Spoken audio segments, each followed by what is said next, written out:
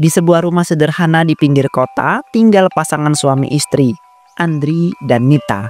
Andri adalah pekerja keras, rela lembur siang malam demi mencukupi kebutuhan istri dan anaknya. Namun di balik senyumannya, Andri menyimpan luka yang tak pernah ia tahu sedang disayat oleh orang terdekatnya sendiri.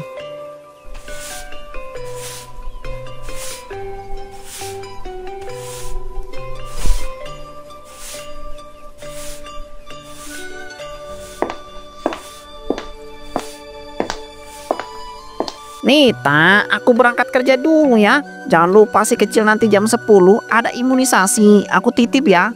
Awas loh, jangan sampai lupa. Iya, tahu. Lagian kamu tiap hari ngomel mulu. Aku juga capek tahu ngurus rumah. Belum lagi masak, nyuci. Kamu kira aku nggak kerja juga di rumah? Aku juga kerja. Maaf, aku itu nggak bermaksud menyuruh-nyuruh kamu. Aku cuma khawatir sama anak kita. Aku tahu kamu sibuk. Cuma kamu juga sering lupa sekarang. Kemarin aja si kecil nggak dijemput dari TK sampai sore kan? Kasihan kita. Kamu tuh kebanyakan ngatur sih. Padahal duit yang kamu kasih itu cuma pas-pasan. Aku nggak bisa hidup kayak gini terus. Aku pengen punya tas baru, jalan-jalan, makan di restoran. Bukan tiap hari makan tempe tahu mulu, ditambah harus anak. Aku tuh capek.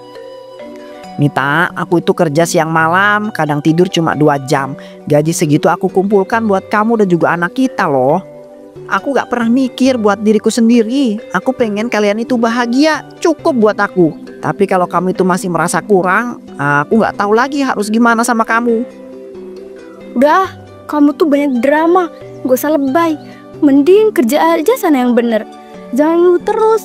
Aku mau pergi siang hari ini. Ada janji sama temen.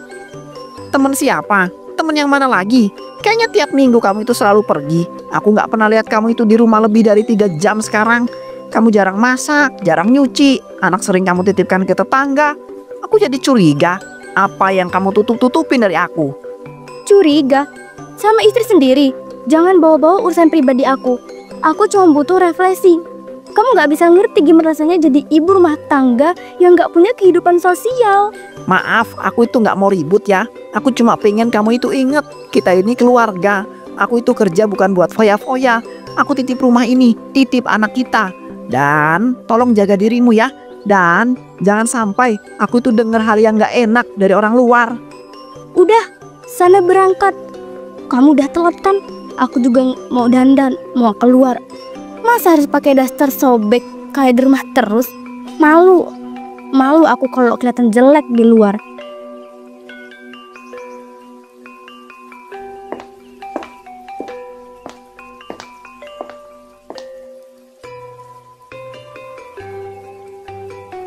Aku pikir kau bakal lupa janjian kita hari ini. Mana bisa, kamu kan prioritas. Lagi pula kamu itu cantik banget hari ini. Suamimu itu gak akan curiga kamu dandan begini setiap keluar rumah. Hah? Dia terlalu sibuk cari uang. Dia percaya buta sama aku. Aku pulang malam pun gak pernah ditanyain tuh. Enak ya punya suami bego. Gaji dia buat kita ngopi-ngopi gini. Kamu pinter juga muter uangnya nih. Dia gak akan ngerti kebutuhan aku. Dia mikir hidup tuh cuma makan dan tidur. Ya aku butuh yang lebih. Aku butuh dihargai. Dan kamu yang bisa kasih itu semua. Kalau kamu itu terus main dua arah kayak begini, kapan cerita kita itu bisa bebas? Sampai kapan kamu harus pura-pura jadi istri baik? Kalau aku cerain dia sekarang, aku takut dia rebut anak. Lagian kan aku masih butuh dia buat nutupin semua pengeluaran. Jadi aku ini cuma pelarian aja gitu? Ya enggak lah sayang, kamu tuh beda. Kamu tuh pelindung aku, pelengkap. Cuman aku tuh butuh waktu aja buat nyelesain semuanya dulu. Kamu sabar kan nungguin aku? Ya udah, kamu pergi dulu aja. Tapi ingat Nit, kamu itu nggak bisa selamanya main api. Suatu saat nanti pasti kebakar juga.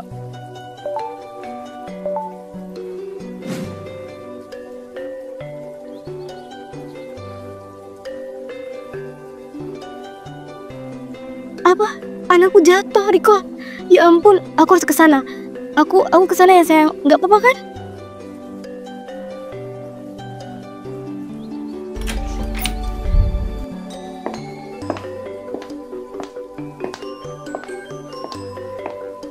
Dok, saya tadi ditelepon tetangga kalau anak saya itu jatuh. Saya lari dari pabrik pakai helm masih di kepala, ngebut sampai hampir nabrak. Bagaimana lukanya, Dok? Tolong jelaskan sekarang. Tolong dijelaskan seterang-terang mungkin. Saya nggak mau ada rahasia soal kesehatan anak saya, walau sekecil goresan apapun, Dok. Tenang Pak Andri, luka di lututnya cukup dalam dan kami sudah menjahit 5 jahitan. Syukurlah tidak ada yang retak tulangnya. Tapi yang membuat saya itu khawatir justru kondisinya dibiarkan berdarah lebih dari 1 jam sebelum dibawa kemari. Anak sekecil itu tidak boleh menunggu selama itu, apalagi tanpa ibunya. Maaf, macet. Aku kehabisan pulsa, jadi sulit dihubungi. Baru lihat pesan tetangga, sumpah. Aku langsung lari ke sini. Bagaimana keadaan Raka? Nit, aku udah nelpon kamu berkali-kali dari jam 7. Anakmu menangis kesakitan sampai memanggil-manggil ibunya. Aku terpaksa pinjam motor suamiku buat bawa dia. Sebenarnya kau di mana sih? Sampai sinyal pun hilang begitu aja. Aku cuman ketemu teman lama yang baru pulang dari luar negeri. Ngobrol nostalgia kayak gitu. Tepatnya di basement gedung, makanya sinyal parah. Aku nggak sangka Raka sampai jatuh kayak begini. Aku benar-benar nggak tahu. Teman lama, nostalgia. Di basement gedung, Nit tolong berhenti. Aku baru menjejak UGD ini. Sepatu masih bau oli, tapi aku itu bisa mencium parfum mahal di bajumu. Parfum itu tak mungkin dipakai untuk sekedar bertemu teman masa kecil. Apa aku itu masih pantas kau bohongi, Nit? Andri, tolong jangan bikin drama di depan anak. Parfum ini gratisan tester. Tes ini juga bekas sewa. Aku cuma ingin tampil wajar, bukan perempuan kampung lusuh. Apa salah kalau istri mau kelihatan cantik? Cantik itu hakmu, Nit. Tapi cantik tidak sama dengan abai. Raka mengerang kesakitan sejam lebih tanpa ada ibunya. Aku mungkin lelah, tapi aku masih di sini ketika kalian itu butuh. Kamu di mana, Nit? Apa yang lebih penting daripada darah anakmu sendiri? Kau pikir mudah jadi aku? Di rumah aku gendong cucian. Di luar aku harus jaga harga diri lah. Kau beri nafkah? Ya, tapi kau lupa beri aku ruang bernapas. Jangan salahkan aku kalau aku cari kebahagiaan lain. Saya harus menegur, anak ini butuh istirahat. Bukan pertengkaran. Silahkan selesaikan masalah keluarga kalian di luar ya. Tapi ingat, infeksi tak menunggu perdebatan. Kalau esok demam, segera kembali dan tolong kali ini datang bersama. Jangan utamakan teman, nostalgia atau lembur. Mas, saya titip Raka malam ini kalau perlu. Kalau mau bicara dengan istri, lakukanlah.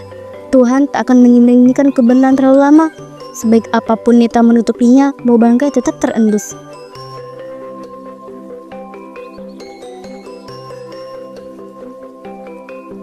Ri, sebentar, aku nggak enak campur urusan pribadi. Tapi 2 hari ini aku lihat ada yang aneh. Barusan di kafe sebelah gerbang depan, aku ngisi bensin dan tanpa sengaja melihat istrimu duduk sama cowok muda, gandeng tangan, ketawa bebas. Aku coba abaikan, tapi setelah dengar anaknya kecelakaan kemarin, hati ini nggak tenang. Emang kamu nggak curiga sama istri kamu? Dani, kita udah kerja bareng 7 tahun. Aku tahu kamu itu bukan tipe pencari gosip. Tapi jadi kalau kamu sampaikan cerita berarti ada yang betul-betul kau lihat. Tolong jelaskan pelan-pelan. Bajuku bau las, otakku penat, tapi aku butuh kebenaran lebih dari sekedar kopi pahit. Mereka duduk di teras depan Clover Long, tempat nongkrong elit. Istrimu pakai dress merah, cowok itu main-mainin ujung rambutnya sambil nyodorin kotak beludru. Air mukanya bukan kayak pasangan bisnis, Ri. Itu ekspresi 2 orang ya, kalau tahulah. Mungkin kau sudah pisah, tapi ku ingat kau sering cerita tentang nabung sekolah anak. Dress merah, kotak beludru. Nita bilang dia itu ke basement gedung nostalgia. Sinyal jelek, ternyata jaraknya cuma 2 kelokan dari gerbang pabrikku. Sementara aku itu lembur pasang plat besi, sedangkan dia di bawah lampu gantung kristal. Jahat kau, Nita, kau benar-benar tega. Aku takut salah sangka, jadi ku potret diam-diam. Aku bukan mau melukaimu, Ri, tapi rasa persaudaraan kita lebih besar daripada rasa ikut campur.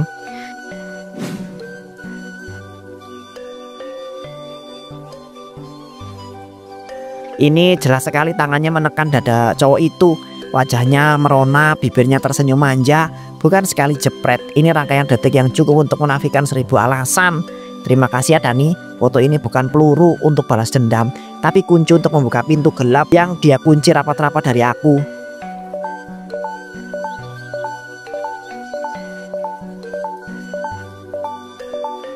Sayang, kau belum pulang? Aku sendirian di rumah. Lampu dapur mati. Aku takut ada kecoa. Pulang cepat ya. Aku juga rindu cerita hari ini. Lampu dapur padam bisa diganti bohlam, tapi lampu kejujuran yang padam tak semudah itu dinyalakan, Nit. Barusan aku terima cerita yang lebih terang daripada neon dapur. Kau ingin kutanya di rumah atau di sini, di parkiran yang ramai CCTV? Kenapa nada kamu jadi dingin, Ri? Aku kan cuma istrimu yang menunggu pulang. Kalau capek ya tidur aja. Nanti kita ngobrol aja besok, oke? Aku tak butuh jawaban besok. Dunia maya berkata jujur lebih cepat daripada lidahmu. Pergilah menikmati kopimu. Aku akan pulang menemani anak kita yang baru dijahit 5 jahitan karena ibunya sibuk meneguk kebohongan. Ri, kau lelaki baik. Bila kaca retak, terkadang tak bisa disatukan lagi. Tapi bisa kau ganti dengan kaca baru agar cahaya masuk kembali. Jangan biarkan pecahan melukai anakmu. Kita semua di pabrik ini saudaramu, Ri. Kalau kau butuh bahu, panggil aku. Aku akan berusaha ada untuk dirimu, Ri. Keesokan harinya, Nit, aku titip obat Raka di meja makan. Dia sudah tidur setelah menangis, minta ibunya sampai suaranya serak hilang. Kau bahkan tak sempat menepuk punggungnya, apalagi membacakan doa tidur. Aku pulang tepat waktu, cuman sebentar ke kamar mandi. Jangan bawa-bawa anak buat menghakimi istrimu. Kita orang dewasa, bicarakan saja apa yang kau bicarakan. Baik, mari bicara. Kapan kau ingin mulai menjelaskan kenapa tanganmu ada di dada lelaki yang bukan aku? Kenapa kotak bludur itu kau terima, sementara cincin nikahmu kau lepas? Kau menguntitku? Apa ini? CCTV? Mata-mata? Kau pikir kau detektif? Aku tidak pernah jadi detektif. Kesetiaanmu cukup rapuh untuk tertangkap kamera sahabatku yang kebetulan isi bensin. Aku bukan ingin mempermalukanmu, Nit. Aku ingin kejujuran yang terakhir sebelum semuanya runtuh tanpa bisa ditentukan. Oke, ya. Aku bosen hidup kayak gini. Aku lelah menjadi air sumur dingin. Lelah lihat rekening selalu nol. Tanggal 25. Kau beri apa yang kau ingat? Perhatian, parfum, jajan. Dia bilang akan membiayai hidupku kalau aku berani pergi dari sini. Lalu Raka, kau berencana menukar tawa anakmu dengan voucher apa? Menukar peluhmu yang kering karena mesin las dengan makan malam lilin yang kau pamerkan di Instagram palsumu? Jangan jadikan aku ibu jahat di ceritamu. Aku cuma ingin rasa hidup. Di rumah aku pakai daster sobek, rambut bau minyak goreng. Di luar aku panggil cantik. Salahkah aku menikmati itu? Salah. Aku tanya sekali lagi. Emang salah? Cantik bukan dosa, tapi menukar nurani demi pujian itu perjudian. Dan kau kalah, Nit. Raka jatuh, darahnya tercecer, sementara kau meneguk latte di sofa empuk hari ini.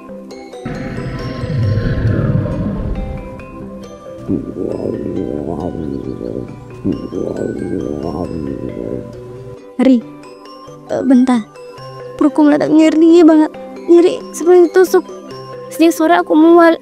Kupikir cuma kekenyangan kopi. Sekarang rasanya panas seperti bara dalam tolong, sakit banget. Duduk, jangan paksa berdiri. Aku ambil air putih. Nit, jujur padaku. Kau minum obat apa? Kau sakit sejak kapan? 2 minggu. Ini lambungnya perih banget. Tapi dokter klinik bilang asam lambung. Riko kasih pil-pil herbal. Katanya ampuh. Sekarang seperti ada pisau memutar dalam ususku. Ini bukan saat menyalahkan, tapi ingat setiap pilihan ada bayarannya, kadang lebih mahal dari harga atasmu. Setelah kutunggu sebulan, kalau kejujuran tak datang, barangkali Tuhan mengirim peringatan lewat sakit, Nit. 3 hari setelah malam hujan itu, tubuh Nita merosot cepat, demam tinggi, nyeri perut menjajar ke persendiannya. Kulitnya memucat dengan bercak kebiruan di lengan. Dokter umum menyerahkan pada gejala aneh. Andri merujuknya ke RSU Bina Sehat di ruang 206. Nit, dokter spesialis penyakit dalam bilang mereka curiga infeksi bakteri langka yang menyerang pembuluh darah. Mereka butuh tes lanjutan. Tolong katakan semua yang pernah kau konsumsi. Obat herbal, suplemen. Aku perlu kejujuran, Nit. Bukan demi kita, demi nyawamu. Aku cuma minum pil yang Riko kasih. Katanya ekstrak awet muda buat jaga stamina. Aku tak baca izin Ender. Aku bodoh, Ri. Aku bodoh sekali. Ini bukan saat mencaci, tapi setiap keputusan punya ekor dan ekor kini menggigit balik. Aku akan sampaikan ke dokter semua detailnya. Maaf, Kami harus transparan. Tes darah menunjukkan sepsis berkembang. Kaki kanan menunjukkan tanda nekrosis ringan. Aliran darah terhambat. Kami perlu tindakan intensif dan isolasi yang ketat. Dalam kondisi ini, pengunjung harus dibatasi. Resiko menulari orang lain belum bisa kami pastikan. Dok, tolong jangan pisahkan aku dari suamiku. Aku butuh dia di sini. Kami izinkan satu pendamping saja, bergiliran, tapi lainnya mohon memahami ya. Saya tetap di sini ya dok, apapun prosedurnya, jalankan saja, saya akan tetap di sini. Keesokan harinya, Nit, dokter baru saja keluar dari rapat medis. Mereka bilang infeksinya kebal obat. Jamur langka itu merusak jaringan dalam hitungan jam. Mereka bisa mencoba operasi amputasi, tapi peluang sembuh pun tipis. Aku tak ingin kau menanggung pisau lagi jika akhirnya sama saja. Bagaimana menurutmu Nita? Secara medis, kami akan terus pasang analgesik, morfin dosis tertinggi agar nyeri berkurang. Tapi kami juga anjurkan pendampingan rohani. Di titik ini, dukungan batin sering lebih berarti daripada obat manapun. Assalamualaikum, Kak Nita. Saya di sini bukan untuk menghakimi, melainkan mengingatkan kalau rahmat Allah lebih luas dari samudera. Tobat sejati. Ustadz, kehidupan saya penuh kebohongan. Saya tinggalkan anak, saya sakiti suami, dan menukar cinta mereka dengan kesenangan sesaat. Bagaimana saya bisa berharap dimaafkan? Ibarat hujan membersihkan debu, selagi napas masih berhembus, pintunya belum tertutup Mbak Nita. Justru karena dosa itulah kau datang mengetuk. Allah mencintai hambanya yang pulang dengan pakaian sobek, menangis menyesali langkah, bukan air mata yang dihitung, tapi keikhlasan hati meninggalkan dosa. Sebutkan satu-satunya kesalahanmu di depan orang yang kau sakiti dan mohonlah maaf. Itulah kunci taubat yang diterima. Ray, maafkan aku. Seluruh malam yang kau habiskan di pabrik, aku sia-siakan di kafe. Uang setelah raka yang kau kumpulkan, aku belikan tas palsu. Bahkan ketika kau temukan foto perselingkuhanku, kau masih mengantarkan air putih. Kau laksana batu karang yang kutebas, tapi tidak retak. Maafkan aku. Aku manusia biasa. Ada luka di dada ini yang belum kering. Tapi aku sebagai seorang suamimu dan aku belajar bahwa memaafkan bukan berarti melupakan, melainkan melepaskan beban agar kita itu bisa melangkah ke depan Tuhan dengan dada yang lapang. Aku maafkan Nit. Semoga dengan itu Allah pun memaafkanmu. Ma, Raka saya, Mama cepet sembuh ya. Nanti kita makan es krim bareng Raka. Raka kangen sama Mama. Nak, jadilah anak yang soleh. Dengar nasihat ayah. Hormati orang lain. Lindungi perempuan. Jangan biarkan siapapun menukar hatimu dengan kilau palsu. Mama saya sayang selalu. Saturasi turun drastis, tekanan 60/40. Kita tambah oksigen. Dalam detik-detik terakhir Nita menatap Andri, ada cahaya redup di matanya. Seberkas kedamaian baru yang lahir dari penyesalan yang jujur.